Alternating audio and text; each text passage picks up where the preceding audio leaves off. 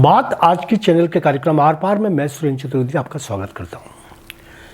देखो ओ दीवानो, तुम ये काम न करो, राम का नाम बदनाम न करो। आज जब ये कार्यक्रम देने के लिए आपके सामने हूँ तो रेडियो पर गीत आ रहा है कि देखो ओ दीवानो, तुम ये काम न करो, राम का नाम बदनाम न करो। सुनकर मन हो रहा है कि आपको भी इस गीत के शब्दों से वाकिफ करवाऊँ। शायद एक गीत आपको नए संदर्भ दे। तो लीजिए सुनिए ये गीत कि देखो ओ दीवानो, तुम ये काम न करो, राम का नाम बदनाम न करो। राम को समझो, कृष्ण को जानो, नींद से जागो ओ मस्तानो।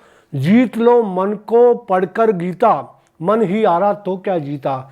जीवन को नशे का तुम गुलाम न करो, राम का नाम बदनाम न करो। दूसरा जो स्टेंजा है वो ज़्यादा महत्वपूर्ण है कि राम ने हंसकर सब सुख त्यागे और तुम सब दुख से डरकर भागे।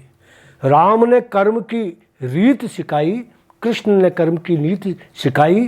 तुमने फर्ज से आंख चुराई, राम दुआई राम दुआई। जीवन नाम है काम का, आराम न करो और राम का नाम बदनाम न करो।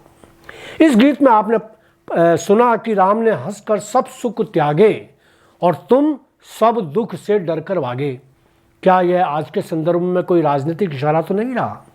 राम ने सत्ता के सारे सुख त्याग कर 14 वर्ष का वनवास सिर्फ पिता की आज्ञा और उनकी जुबान को सम्मान देने के लिए त्याग दिए। वह भी चाहते तो राज्य के मुखिया बन सकते थे, वह भी चाहते तो सत्ता के समस्त सुखों को भोग सकते थे, रोज नई वेशभूषा धारण कर सकते थे, अंगूर अनार और अनानास का जूस भी पी सकते थे।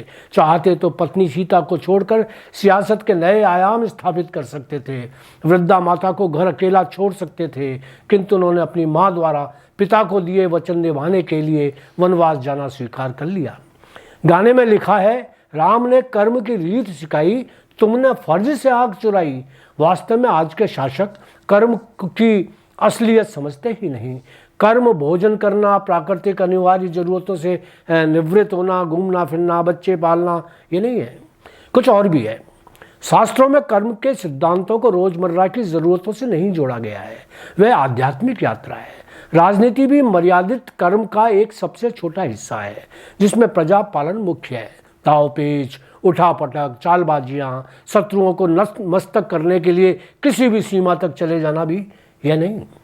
भगवान राम ने कभी अमर्यादित आचरणों को व्यक्तित्व नहीं बनाया। हाँ, अलबत्ता कृष्ण ने जरूर साम दाम दंड भेद की नीतियों को स्वीकार किया। आज हमको तय करना है कि देश में राम राज्य की कल्पना करनी है, स्थापना करनी है या कृष्ण राज्य की। यूं कृष्ण राज्य में भी कभी प्रजा विरोधी राजनीति को संरक्षण नहीं दिया गया।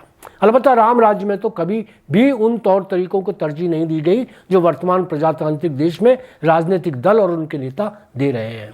राम मंदिर का निर्माण और राम की कथित वापसी पर देश ने जिस तरह का उल्लास और उत्साह प्रदर्शित किया वह अद्भुत था, स्वफूर्त था, आंतरिक था, पवित्र भी था। प्रजा ने जो प्रसन्नता व्यक्त की वह सिर्फ और सिर्फ अपने रोम रोम में बसे राम के प्रति थी। हो सकता है किन्हीं नेताओं ने उसे अपने प्रति व्यक्त आस्था समझ ली हो। संपूर्ण राष्ट्र सनातन की सार्थकता को स्वीकार करता है, किसी सियासती संप्रभुता को नहीं। प्रजातंत्र में प्रजा हमेशा सर्वोपरि होती है और प्रजा हर युग में अपने शासक की मंशा को समझती है। उसे कभी भी ज़्यादा समय तक मूर्ख नहीं बनाया जा सकता।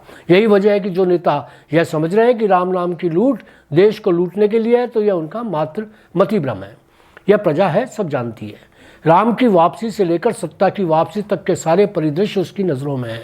जो मन से राम के साथ है, प्रजा उनके साथ है, किंतु जो राम के साथ होने का या नाटक कर रहे हैं, प्रजा उनके साथ अधिक समय तक नहीं टिक सकती। ऐसे राजनेताओं को जो रामलला प्राण प्रतिष्ठा के समर्थक हों या विरोधी, उन्हें समझ लेना चाहिए कि धोखे की अवधि बहुत कम होती है।